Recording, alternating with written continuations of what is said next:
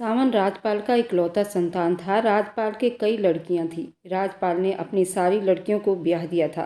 उनका इकलौता संतान अभी कंवारा था, लेकिन उनके साथ जो हादसा हो गया था, उस हादसे ने उन सबको हिलाकर रख दिया था। राजपाल यादव के दोस्त की मृत्यु हो गई थी। ये दोनों दोस्त आपस में इस दोस्ती को रिश्तेदारी में बदलने वाले थे, लेकिन अचानक ही उनके दोस्त अरविंद की मौत हो गई थी और उस मौत ने सबको हिलाकर रख दिया था। उनके दोस्त ने मरते मरते अपनी बेटी का हाथ सावन के हाथ में देने का वादा किया था और आज उसी वादे को उन लोगों ने निभाया था। और हॉल में बैठकर सभी बहुत परेशान थे और सावन का इंतजार कर रहे थे। सोफे पर बैठे कब से ये दोनों बातें कर रहे थे। जब दरवाजे पर किसी की आने की आहट हुई तो वे दोनों बाप बेटे एक दूसरे को बड़ी आश्चर्य से देखने लगे। अगले ही पल दरवाज़ा खुला था और जो सामने से चलकर लंबे लंबे कदम बढ़ाता सावन अंदर आया। कोट पैंट पहने इतना हैंडसम उसे देखकर मालूम हो रहा था कोई बहुत ही ज़्यादा सीरियस मिशन पर काम कर रहा हो। हाथ में मोबाइल, आंखों में वही पुराना जिद भरा हुआ था। उसने बिना पैर छुए, बिना कोई बात किए सोफे पर जाकर बैठ गया था। जैसे उसे यहाँ आना तो पड़ा है, मगर दिल अभी तक दरवाजे पर खड़ा झिझक रहा हो। राजपाल ने अपने मूँछों को तेजी से ताव दिया और उसके तरफ देखते हुए बड़े ही सावधान शब्दों में बोले थे, तुम्हें आधा घंटा पहले बुलाया था। उनकी आवाज़ भारी थी मगर कंट्रोल में थी। यहाँ पर मीटिंग कब की ख़त्म हो चुकी है और तुम अब आ रहे हो। ऐसी मीटिंग रखने की ज़रूरत ही क्या थी। कितनी फालतू लड़कियों को बुलाया था तुमने। कितनी मुश्किल से मैंने घर की औरतों को अंदर भेजा था। आइंदा मेरे हवेली में ऐसी औरतें दाखिल नहीं होनी चाहिए। और तुम अपना बताओ कहाँ थे। उनके शब्दों के आग से पल भर में कमरे की हवा बिल्कुल रुक सी गई थी। सावन अपने हाथ से मोबाइल मेज पर फेंकते हुए बोला, मैं सिगरेट पी रहा था, इसलिए देर हो गई। मैंने भी आपको मना किया था कि आप मेरी शादी एक अनचाही लड़की से ना करो, लेकिन आपने मेरी बात नहीं सुनी। तो फिर आप क्यों ये उम्मीद करते हो कि मैं आपकी बात सुन लूँगा। एक पल को कमरे का माहौल और तनाव और गहरा हो गया था, जैसे हवा रुक सी गई हो। राजपाल साहब की आंखें तंग हो गई थी। वे उसको देखते हुए सख्त शब्दों में बोले, क्या क्या हो गया है तुम्हें। सावन, आखिर तुम्हारे अंदर ऐसी कौन सी आग लगी है कि मैं तुम्हारे लिए कोई फैसला भी नहीं ले सकता। जिससे तुम्हारी शादी करवाई वे लड़की ग्रेजुएट है, पढ़ी लिखी है और सबसे बड़ी बात यह है खूबसूरत है। और एक लड़की होने के लिए ये काफ़ी है। और क्या कमी है उसमें। रंग रूप अच्छा है, घरेलू लड़की है, संस्कारी है। गरीब है तो उसमें उस लड़की की क्या गलती है।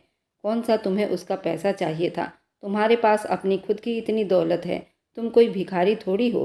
सावन सीधा होकर बैठा, मगर अब भी शब्दों में बहुत थकावट थी। अपने जज्बात दबाए हुए मगर हर शब्द चुभता हुआ बोल रहा था, पापा, आपने ज़िंदगी के फैसले इंसान खुद करता है। आपने एक गरीब लड़की से मेरी शादी करवा दी। पता नहीं कहाँ से आपका दोस्त आ गया जो मरते वक्त आपसे कोई वादा कर गया था। ठीक है, मैंने शादी कर ली है, लेकिन कम से कम मुझे इस चीज़ का समझने का थोड़ा टाइम तो देते। ऊपर से मेरी ज़बरदस्ती शादी करवाई और शादी के दिन ही उस लड़की की विदाई भी करवा ली। उसे मेरे घर ले आए और अब मेरे कमरे में बिठा दिया है। ये कहाँ का रिवाज है। आपकी बात बिल्कुल ठीक है, मुझे उसका पैसा नहीं चाहिए, लेकिन ज़माने में चलने के लिए एक स्टैंडर्ड ज़रूरी होता है जो उस लड़की के पास नहीं है। और ऊपर से मम्मी कह रही थी कि पोता पोती चाहिए। आखिर हुआ क्या है आप लोगों को। मेरी शादी किसी से भी हो सकती थी। अगर आप लोगों को मेरी शादी का इतना ही शौक़ था तो सिर्फ एक बार कहते, मेरी एक बार शादी के प्रपोजल पर 100 लड़कियां तैयार हो जाती। लेकिन आप लोगों ने मेरे लिए क्या चुना। एक गरीब लड़की जिसका कोई स्टेटस नहीं है। मोहन पाल ने आगे झुककर तीखे शब्दों में कहा, सावन, किस तरह बात कर रहे हो। पापा हैं तुम्हारे, तमीज़ से बात करो। कुछ संस्कार होते हैं शब्द बोलने के लिए, इतने भी तीखे मत बनो। सावन ने एक कड़वी हंसी दी थी। दादाजी, आप बीच में ना ही बोलो तो ठीक है। वैसे तो आप मेरे हमेशा बहुत करीब रहे हो और दोस्त बनने का नाटक करते हो, लेकिन जब बात मेरा साथ देने का आया तो आप अपने बेटे के साथ खड़े हो गए हो। आपको अपना बेटा ही नज़र आया था ना। तो अब मैं आपकी बात बिल्कुल नहीं सुनूंगा। मोहनलाल जी एक पल को सुन रह गए थे। कमरे में बिल्कुल चुप्पी फैली हुई थी, जैसे दीवारें भी सुन रही हो। राजपाल ने गहरी थकी हुई सांस ली। तुम मुझे ये बताओ, करना क्या चाह रहे हो तुम। सावन के चेहरे पर साफ लिखा हुआ था कि वह इस सब से तंग आ चुका है। सर उठाए राजपाल ने गहरी थकी हुई सांस ली। वह उगताए हुए शब्दों में बोला, मैं उस लड़की से कोई रिश्ता नहीं रखना चाहता। मुझे वो नहीं चाहिए। उसे मेरे कमरे से अभी के अभी निकालो। मैं उसे स्वीकार नहीं करूँगा। उसके शब्द जैसे हवा में तीर बनकर लटक गए थे और ज़्यादा कुछ कहता उससे पहले कि राजपाल साहब दहाड़ कर बोले, ऐसा बिल्कुल मुमकिन नहीं सावन। तुम इस रिश्ते को निभाओगे, उसे पत्नी का अधिकार भी दोगे, उसके साथ जिंदगी भी बिताओगे और हाँ, हमें पोता पोती भी दोगे। बस बहुत हो गया, तुम हमेशा अपनी मर्जी करते आए हो, लेकिन अब हम तुम्हें इस चीज़ की परमिशन बिल्कुल नहीं देंगे। इस घर में मौजूद वह लड़की एक इंसान है, जानवर नहीं। जिसे तुम स्वीकार न करने का दावा कर रहे हो, इस घर में उस लड़की का सबसे गहरा रिश्ता तुमसे है, तो ठीक होगा अपनी हद में रहो। शब्दों का चुनाव ठीक से करो। सावन के चेहरे पर गुस्सा और ज़्यादा गहरा हो गया था। एक अनजानी लड़की के लिए आप मेरे साथ ये सब कर रहे हो। राजपाल की आवाज़ एकदम तेज हुई थी। वह अनजानी नहीं है, वह अब इस परिवार की बहू है, मेरे बेटे की पत्नी है और उसकी इज्जत और मान सम्मान करना अब हम सब का कर्तव्य है। अब मेरी जिम्मेदारी है और तुम अगर हमारी जिम्मेदारी से परहेज करने की कोशिश करोगे तो भगवान की कसम मैं तुम्हें जिंदा नहीं छोड़ूंगा। सावन की आंखों में पल भर में हैरानी दिखाई दी थी, जैसे पहली बार उसे हकीकत के बीच वजन महसूस हुआ हो, मगर अगले ही पल वह डर कर पीछे हट गया था। राजपाल हाथ उठाकर गुस्से से बोले, अब जाओ यहाँ से सावन। अभी मेरे गुस्से की हद तुम नहीं जानते हो। मैं तुम्हारा बाप हूँ और रिश्तों को कैसे जोड़कर रखा जाता है ये भी मुझे बहुत अच्छे तरीके से आता है। कमरे में एक भारी चुप्पी उतर आई थी। सावन ने अपने माँ की आंखों में कुछ पल घूर कर देखा। गुस्से, बेबसी, चोट सब कुछ इकट्ठा था। फिर वह बेआवाज़ उठ खड़ा हुआ, अपना मोबाइल जेब में डाला और बिना कुछ शब्द कहे दरवाजे की तरफ बढ़ गया था। कमरे से जाते हुए सब उसके पीठ को देखते रह गए, मगर कदमों का बोझ था। दरवाज़ा हल्की सी आवाज़ के साथ बंद हुआ। हॉल के सोफे पर सिर्फ बड़े बूढ़ों की गहरी सांसों की आवाज़ रह गई थी। दूसरी तरफ उसके कमरे में मध्यम सुनहरी रोशनी जल रही थी, जैसे किसी ने अंधेरा पूरा ख़त्म करने की हिम्मत नहीं की हो। पर्दे आधे खुले थे, मौसम बिल्कुल अपने सुनहरा रंग दिखा रहा था। सिर्फ बाहर की चुप्पी महसूस हो रही थी। कमरे के बीचों बीच बेड के किनारे पर आभा चुप से बैठी थी। रेड कलर के लहंगे में उंगलियां आपस में दबोच रखा था। आंखें झुकी हुई थी, सांस बेकाबू और दिल ऐसे धड़क रहा था जैसे वह किसी नामालूम फैसले के इंतजार में बैठी हो। वह गरीब नहीं थी, मगर हालात ने उसे बेहद छोटा बना दिया था, मजबूर बना दिया था। शादी के टाइम भी उसके दिल में अजीब सा डर पैदा हो रहा था। अब उस अजनबी कमरे में बैठे उसे अपना जिस्म भी अजनबी लग रहा था। कुछ पलों के बाद अचानक दरवाज़ा पूरी तरह से खुला था। 2 कदमों की तेज चाप एक साथ अंदर आई थी। आभा चौंक कर सीधी हो गई थी। सावन की मौजूदगी महसूस करते ही वह खुद में सिमट गई थी। दरवाजे पर सावन खड़ा था, चेहरा बिल्कुल गुस्से में लाल था। आंखों में बेकाबू गुस्सा दिखाई दे रहा था। वह कुछ पल तक बस उसे घूरता रहा, जैसे उसकी मौजूदगी वह अपने कमरे में बर्दाश्त नहीं कर पा रहा हो। फिर एकदम उसकी आवाज़ तेज दहाड़ की तरह कमरे में फैली थी, किसके परमिशन से तुम मेरे बेड पर बैठी हो? क्या मैंने तुम्हें यहाँ बैठने की परमिशन दी थी? आभा बुरी तरह हड़बड़ा गई थी। हाथ कांपे थे, दिल जैसे सीने से बाहर आने को था। सावन एकदम अंदर आया, आंखों में और ज़्यादा गुस्सा उभर गया। जवाब दो, क्या मैंने तुम्हें कहा था इस कमरे में आने के लिए? क्या तुमने मुझसे पूछा था? उसके शब्द कमरे के दीवारों से टकराकर वापस कमरे में ही गूंज रहे थे।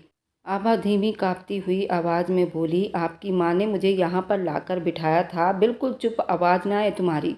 आज तुम यहाँ तुम्हारे पिता के वादे के चक्कर में हो।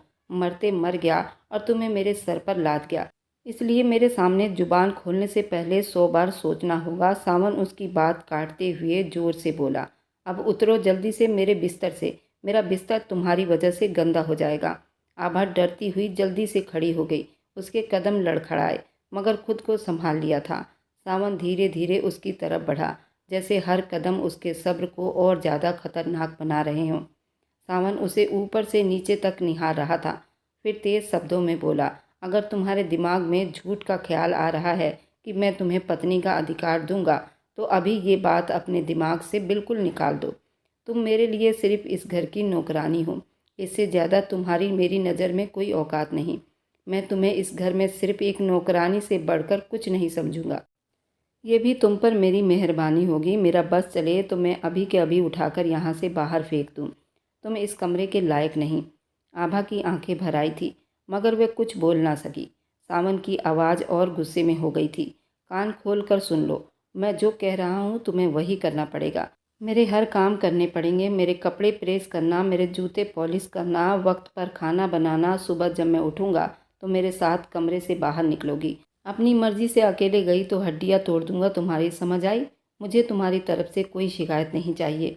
इस घर में आई हो तो मुझे भी फ़ायदा पहुँचाओ। आभा डरे हुए शब्दों में बोली, मैंने कुछ नहीं किया, मेरी इसमें क्या गलती है? आप मेरे साथ ऐसा क्यों कर रहे हैं? वे और ज़्यादा कुछ कहती इससे पहले ही वह उसकी बात काटते हुए बोला, मेरे सामने ज़्यादा ड्रामा मत करना। मेरे सामने तुम्हारी ये ड्रामाबाजी बिल्कुल काम नहीं आने वाली। सावन की आवाज़ और ज़्यादा तेज हो गई थी। बहुत शौक था ना तुम्हें अपने पिता के वसीयत से शादी करने का, तो बताता हूँ कि सावन क्या चीज़ है। जिस भी चीज़ में मेरी मर्जी शामिल नहीं हो तो सामने वाले को जिंदा नहीं छोड़ता, मौत की वादियों तक पहुँचा देता हूँ। मेरे मर्जी के खिलाफ जाने की हिम्मत कैसे की? मैं इतनी आसानी से तो तुम्हें छोड़ूंगा नहीं, और न अपने पिता को। तुम्हें ऐसे परेशानी दूंगा कि तुम सोच भी नहीं सकती हो, और अपने पिता के बिजनेस में इतना नुकसान पहुंचाऊंगा कि वो मुझसे माफ़ी मांग लेंगे। आभा का दिल बुरी तरह से कांप उठा था। उसने दोनों हाथ खुद में समेट लिए थे, जैसे खुद को बचाने की आखिरी कोशिश हो। सावन ने उसे बड़ी बुरी तरह से घूरा था। जाओ, ये कपड़े बदलो, ये छन छन की आवाज़ से मेरा दिमाग खराब हो रहा है। समझ नहीं आता तुम्हें? उसने आखिरी शब्द सख्ती के साथ, और बड़ी अजीब सी नफरत शामिल थी। आभा की सांस रुकने लगी थी। वह कुछ कहना चाहती थी, शायद सफाई देना चाहती हो, मगर सावन उसे घूरते हुए तेज आवाज़ में बोला, जाकर बदलो ये सब। अब खड़ी मेरा मुंह क्या देख रही हो? ये कहते ही वह उसके बाजू को सख्ती से थाम गया, उसे ड्रेसिंग रूम के तरफ धकेलने लगा था। आभा के कदम कांप रहे थे, आंखों से आंसू बह रहे थे। 2 कदम आगे संभली, फिर धीरे से ड्रेसिंग रूम की तरफ बढ़ गई थी। दरवाज़ा बंद होने की हल्की आवाज़ के साथ पूरा कमरा जैसे ठंडा पड़ गया था। बाहर सावन के अंदर का सारा गुस्सा अभी भी दहकते अंगारों की तरह जल रहा था। वक्त धीरे धीरे बीत रहा था। कुछ देर के बाद बाहर आई। सावन औंधे मुंह गिरा हुआ था, नींद में जा चुका था।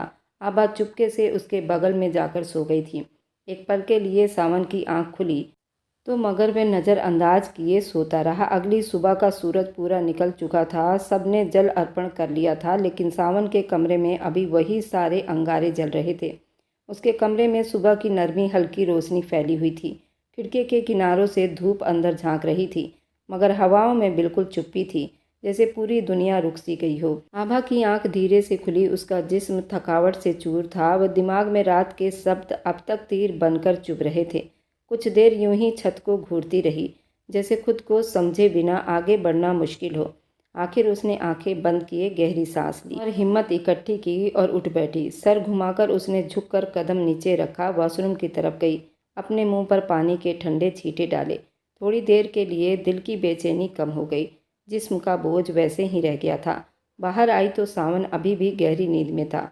उसका चेहरा रात वाले गुस्से से खाली था, जैसे सारा गुस्सा नींद में जाकर उड़ गया हो। मगर आभा के लिए उसकी नींद भी डरावनी लग रही थी। वह चुप से ड्रेसिंग टेबल के सामने बैठी बाल सीधा किया और अपनी साड़ी को ठीक किया। उसके जागने का इंतजार करने लगी। पेट में भूख से चूहे कूद रहे थे। उसको बहुत तेज भूख लगी थी। रात से उसके गले में बस पानी गया था, मगर उसने खुद को रोक लिया था। उसने कहा था जब तक वह ना जागे वह नीचे नहीं जाएगी। ये ख्याल उसे और ज़्यादा बेचैन करता जा रहा था। अब तो 2 घंटे बीत गए थे। कमरे की घड़ी की सुइयां चीख चीख कर टाइम आगे बढ़ा रही थी। उसकी भूख अब कमजोरी में बदल रही थी। 10 बज चुके थे। अचानक दरवाज़ा बजा। आभा उछलकर उठी, पलटकर दरवाजे की तरफ आ गई। दरवाज़ा खोला तो सामने घर की नौकरानी धनिया हाथ जोड़े खड़ी थी। मैडम जी, आप दोनों को नीचे बुलाया जा रहा है। आभा ने घबराकर पीछे सोए उस सावन की तरफ देखा। तुम्हारे साहब तो सो रहे हैं। उन्होंने मना किया था कि जब तक वे नहीं जागेंगे मैं नीचे नहीं जाऊं। आप बता दें, जब वो उठेंगे तो मैं आ जाऊंगी। नौकरानी ने हैरान भरी नज़रों से उसे देखा, फिर धीरे से बोली, अच्छा ठीक है मैडम जी, फिर आप उनके साथ ही आ जाना, वरना सच में सावन साहब बहुत गुस्सा करेंगे। ये कहकर वह चली गई थी। आभा ने दरवाज़ा बंद किया और पलटकर कमरे में आ गई थी। अब वह कभी बैठती, कभी खड़ी होती, कभी टहलने लगती। भूख से उसके पेट में चूहे कूद रहे थे और वक्त जैसे पर लगाकर उड़ रहा था। दोपहर के करीब खिड़कियों से बच्चों के स्कूल से आने की आवाज़ आई तो आभा ने बेकाबू हाथ अपने सीने पर रख लिया। भूख उसे बहुत तेज लग रही थी। कदम लड़खड़ाने लगे थे। वक्त फिसलता जा रहा था। करीब शाम के 4 बज चुके थे। पीछे बिस्तर की चादर थोड़ी सी हिली थी। सावन ने धीमी अंदाज में आंखें खोली। पहले छत देखा, फिर सामने रखी घड़ी पर उसकी नज़र गई। साइड में देखा तो सोफे पर बैठी आभा पर उसकी नज़र जा ठहरी। वह चौंक कर सीधा हुआ। यहाँ क्यों बैठी हो? क्या हुआ तुम्हें? उसका बुझा बुझा सा चेहरा न जाने क्यों उसे परेशान कर गया था। आभा जल्दी से खड़ी हो गई थी। अपने साड़ी का पल्लू ठीक करने लगी और हाथ समेटा था। मुझे बहुत भूख लग रही है। वह अब चाहकर भी खुद को बोलने से रोक नहीं पाई थी। उसकी आवाज़ फट पड़ी थी। आंखें भर आई थी। मुझे रोना भी आ रहा है। प्लीज़ कुछ खाने को दे दो। आपने कहा था ना कि आपके बिना नीचे नहीं जाना। सावन ने उसकी हालत देखी तो कुछ पल चुप रहा, फिर माथे पर बल डालकर बोला, अगर इतना बुरा हाल था तो मुझे उठाया क्यों नहीं? मरने का कुछ ज़्यादा ही शौक आ गया है तुम्हें?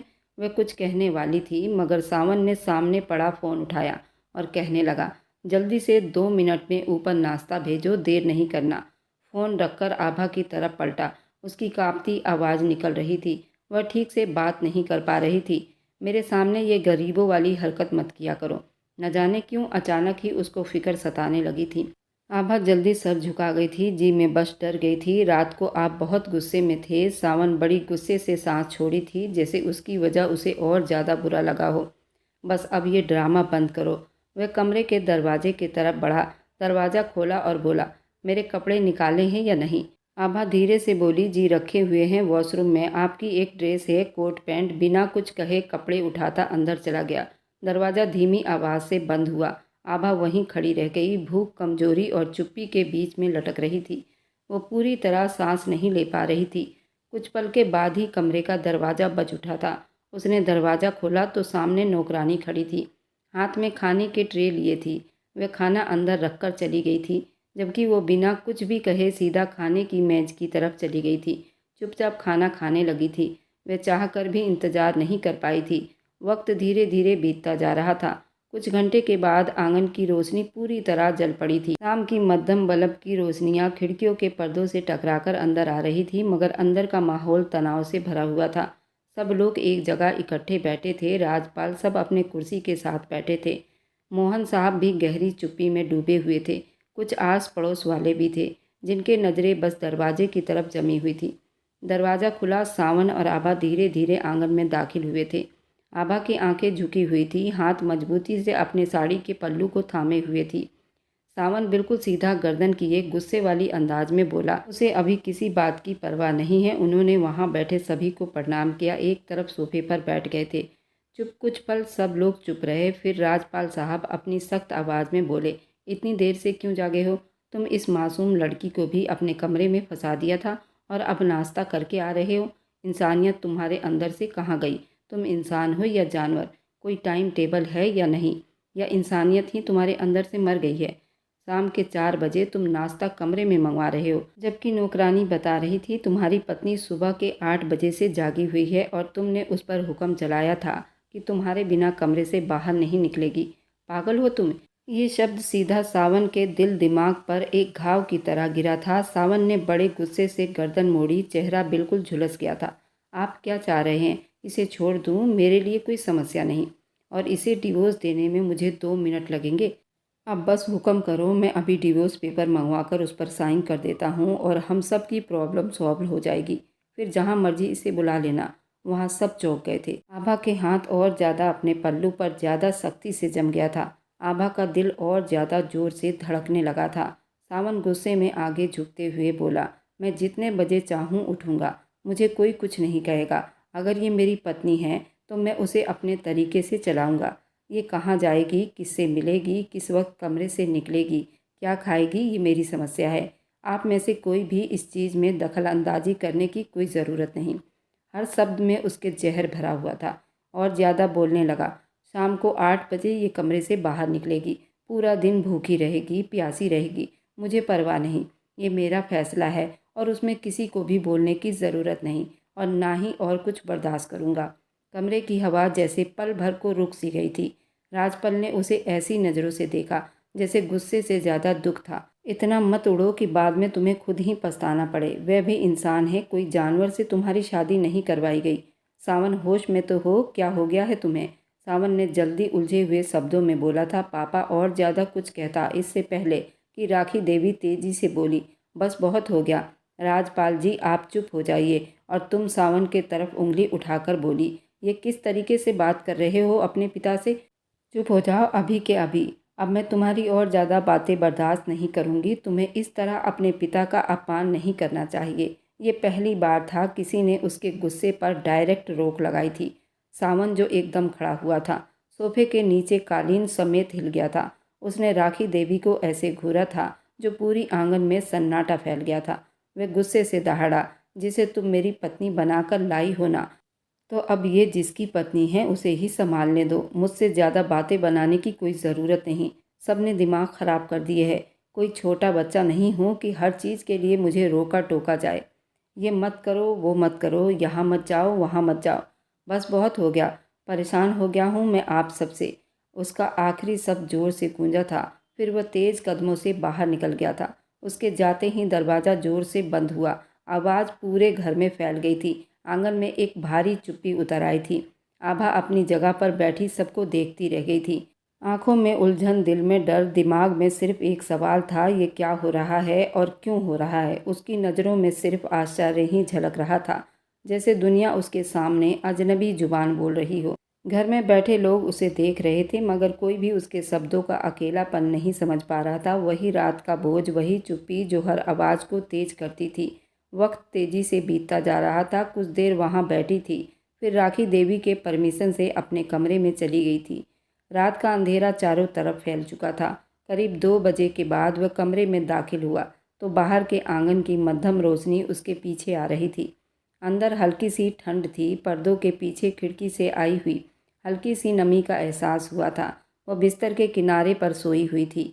चेहरे पर थकन जमी हुई थी। हाथ उसके सीने पर था। वह धीरे से सांस ले रही थी। तभी कमरे के अंदर एक आहट हुई। सावन ने अपना जबड़ा इतनी जोर से भींचा, उसकी कनपटियां तक खिंच गई थी। कदम धीरे रख रहा था, जैसे हर कदम में गुस्सा लिपटा हुआ हो। आकर वह उसके सामने खड़ा हुआ। एक पल फिर उसने गुस्से से भरी नज़रें उसके सोते हुए जिस्म पर डाली और हाथ में जलता हुआ सिगरेट उसके अंगूठे से चिपका दिया। वह एकदम से हड़बड़ाकर उठ बैठी थी। सामने देखा तो सावन था। वह जल्दी से उसके पैर छूने लगी। उसने कहा, ये सब करने की कोई ज़रूरत नहीं। अगर तुम मेरी पत्नी हो, अपना कर्तव्य तुम्हें भूलना नहीं चाहिए और तुम्हें पता होना चाहिए पति के बिस्तर पर पत्नी को क्या करना होता है। अभी के अभी जल्दी से अपने कर्तव्य करना शुरू कर दो। वे अचानक बिना किसी डर के दहाड़ा था। किसके परमिशन से तुम यहाँ सो रही हो? उठो अभी के अभी। उसकी आवाज़ गूंजी, दीवार से टकराकर वापस आई थी। वह लड़की झटके से जागी। हड़बड़ाहट में उसका दिल बड़ी जोर से धड़क रहा था। उसे पता ही नहीं चला कि क्या हुआ है। फिर जैसे ही दिमाग पूरी तरह जागा, वह हड़बड़ाकर बिस्तर से नीचे उतरी और सीधी खड़ी हो गई थी, पाँव नंगे, हाथ कांपते हुए। वह लाल आंखें किए उसे देख रहा था, जैसे हर सांस उसका हिसाब मांग रही हो। उसे देखते हुए दहाड़ा, जब शाम को पापा मुझ पर चिल्ला रहे थे, मम्मी लेक्चर दे रही थी, दादा मुझ पर चिल्ला रहे थे, तो तुम्हें बड़ा सुकून मिला था। तुमने मेरे कमरे की बातें वहाँ तक क्यों पहुँचाई? और तुम्हें नौकरानी से ये सब बकवास करने की क्या ज़रूरत थी कि मैंने तुम्हें नीचे जाने से रोका था? वह हड़बड़ाहट से पलकें झुकाने लगी। आवाज़ कांप रही थी। मैं सो नहीं रही थी, सच में नहीं। मैं यहाँ से वहाँ टहल रही थी। नौकरानी आई तो मैंने सिर्फ इतना कहा था, मैं आपके साथ नीचे आऊँगी। और मैं बड़ों के सामने कैसे कुछ कहती। उसने गुस्से से हंसते हुए आगे कदम बढ़ाया। अब वह उसके इतने पास था कि उसकी सांसें उसे भी महसूस हो सकती थी। मेरे सामने इतनी मासूम बनने की एक्टिंग मत करो। 2 थप्पड़ की जान नहीं है तुम्हारे अंदर। एक कदम डरकर वह पीछे हटी थी, मगर पीछे दीवार आ गई थी। आंखों में नमी उतरी। उसने तुरंत उसके साड़ी को उतारकर दूर फेंका था और कहा कि अब इससे ज़्यादा कुछ नहीं बोलूँगा। जल्दी से और अभी मेरे बिस्तर पर आ। वह डरती हुई अपने ब्लाउज के हुक को खोलने लगी थी। कांपते हाथों से पूरा ब्लाउज अलग कर गई थी, लेकिन सावन के दिल पर जरा भी रहम या मोहब्बत जैसी कोई चिंगारी नहीं उठी थी। उसके बाद उसने अपने नीचे पहने पेटीकोट को भी अलग किया था और धीरे से चलते हुए सावन के पास आई थी। बेड पर लेट चुकी थी। आंखों में आंसुओं का समंदर था। सावन ने बड़ी बेदर्दी से उसके अंदर पहने कपड़ों को फाड़ दिया था और बड़ी ही बेदर्दी से उसके गर्दन पर, उसके होंठों पर जगह जगह उसके गुस्से का निशान था। फिर आभा का चीख दबाते हुए उसे पूरा बेहाल कर चुका था। पूरा बिस्तर खून से लथपथ था। उस नौजवान की जज्बात को वो पूरी रात बर्दाश्त करती रही। हर अंग को उसने गुस्से में लाल कर दिया था। आभा अपनी सिसकियां और चीखें दबाती रही, उसके सामने उफ तक नहीं किया।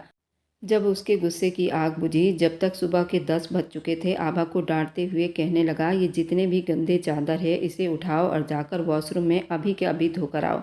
आभा ने कांपते हाथों से पहले खुद को संभाला, जो पूरी तरह घायल थी और उससे चलना भी मुश्किल था। सावन एक गुस्से वाली हंसी हंसता हुआ कहने लगा, शादी का तो बहुत शौक था ना, एक रात में चल भी नहीं पा रही हो, आगे सोचो तुम्हारा क्या होगा। आभा ने अपने उमड़ते हुए आंसुओं को अपने गले में ही उतार लिया। बाहर नहीं छलकने दिया था। सारा चादर लेकर बाथरूम में चली गई थी और वहां न जाने कितनी देर उन चादरों को साफ करती, बेआवाज आंसुओं को अपने गले में उतार रही थी। आभा के काफ़ी देर बाथरूम में रहने के बाद सावन को बहुत गुस्सा आया था। वह गुस्से से बाथरूम की तरफ चल पड़ा था, लेकिन जैसे ही उसने दरवाज़ा खोला, आभा को देखा तो एक पल को ठिठक गया था। जिस पोजीशन में उसको देखा था, उसे बाथ टब में फिर से लिटा चुका था। उसने फिर भी उफ तक ना किया और उसके साथ बाथ टब में भी उसके जुनून को बर्दाश्त किया था। उसमें कोई शक नहीं था, आभा बहुत ज़्यादा खूबसूरत थी और उसी खूबसूरती की वजह से वह बार बार उसके करीब आ रहा था, अपने गुस्से और जुनून को ठंडा कर रहा था। लेकिन इस बात को नहीं मान रहा था कि वह उसकी पत्नी है, लेकिन वह ये सब गुस्से में कर रहा था ताकि वह परेशान होकर धीरे धीरे वह अपनी हदें भूलते जा रहा था। आज की रात उसने सारे पर्दे गिरा दिए थे, सुबह भी उसने उसे खूब मसला था। 2 दिन के बाद डाइनिंग रूम में दोपहर की रोशनी पूरी तरह फैली हुई थी। खिड़की के शीशों से आई धूप से पर्दों पर छोटे छोटे धब्बे बन रहे थे।